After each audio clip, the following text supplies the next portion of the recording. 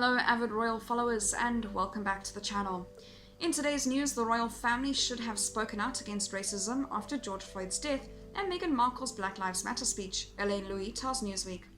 The Toronto gossip columnist and socialite believes Queen Elizabeth II is perfectly placed to make a bold statement that Black Lives Matter is a human rights issue and should not be viewed as politically partisan. She said an archaic royal rulebook which prevents the monarchy from getting involved in politics was likely behind the absence of condolences to Floyd's family. Louis moved in the same circles as the Duchess of Sussex before she left Canada to marry Prince Harry.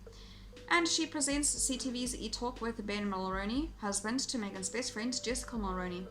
The gossip show host told Newsweek, "I would have liked to see a comment because as we are all processing at this time, Black Lives Matter is a human rights issue. It is an issue of inequality. I understand that there are some people who believe it's a political issue or that it can be politicized, but as a citizen of the world myself, I don't agree with that. I don't think it's a political issue. I think it's a human issue, so I would have liked to see the royal family say something. I guess there are whatever royal procedures and policies in place that apparently are preventing them from saying something.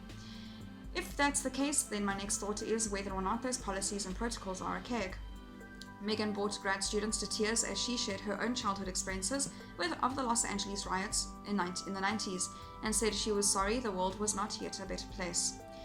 And she hinted the decision to speak out took some soul searching, and she said that she had been worried she would be picked apart.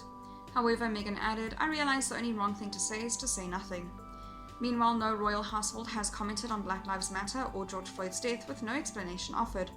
Louis, who runs blog Lainey Gossip, said, "When there's silence, there's no explanation. They have not commented on the human rights issue and they haven't commented on why they haven't commented on human rights issue.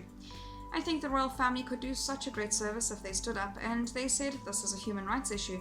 We're speaking on it because we believe in human rights after all. Let us be an example of the fact that black people deserve all the rights that everybody else does and they have been victimized for too long. Wouldn't that be such a great opportunity?" Last week, Dickie Arbiter, the Queen's former press secretary, told Newsweek Meghan's speech would have been impossible within the royal family because the issue would be considered too political. Ingrid Stewart, author of the Queen's speech, agreed, saying Elizabeth should not comment publicly.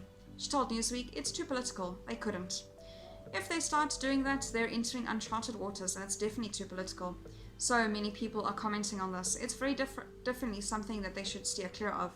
Meghan's done her bit and she was probably the right person to do it. I think the royals have to stick to the way that they've always played it because there's so many other people to pay condolences." Buckingham Palace declined to comment when approached by Newsweek. That is all for today's news. Thank you very much for watching. I'll see you next video.